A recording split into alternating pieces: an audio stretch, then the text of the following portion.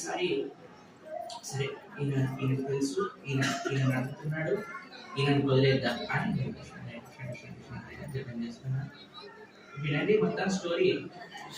అయితే వెంటనే మరుక్షణంలో మాకు అనిపించింది, ఒక డ్రైవింగ్ చేసేవాళ్ళని మనల్ని అంత ఫాస్ట్గా తీసుకెళ్ళిపోతుంటే వెనకాల తిరిగి నేను ఉన్నాను కంగారు పడుకో అనగానే వెంటనే మనసులో కూడా ఉండే కంగారు మొత్తం పోయిందే, మనసులో ఉండే ఆ ఆలోచన మొత్తం కూడా పోయింది.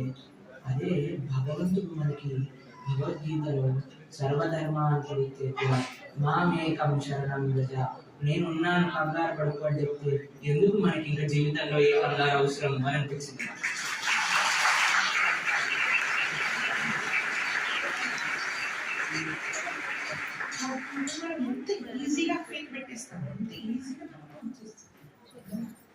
మన విజయవాడ ఫ్లైట్ చిన్న ఫ్లైట్ అనమాట, మాతో పాటు ఒక అబ్బాయి వచ్చారు.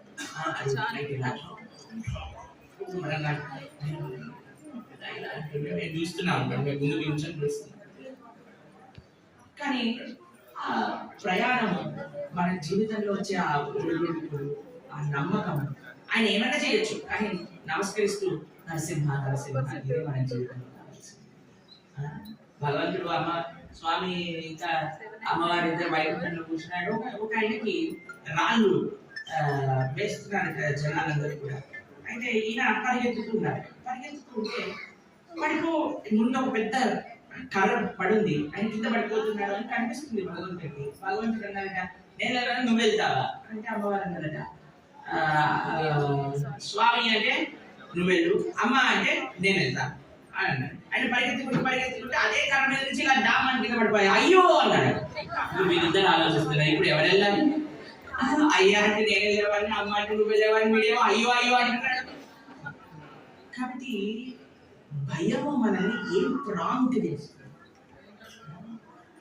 ఏమి భయం ఉండిందో మనం వెళ్తాం. ఆచార్య కైంకర్యం గురువు గారు వెనకాల చూస్తున్నారు, వారి యొక్క కైంకర్యం జరగాలి అంటే శరణాగతి చేసి పైన పూర్తి నమ్మకం పెట్టి వెళ్ళాలి.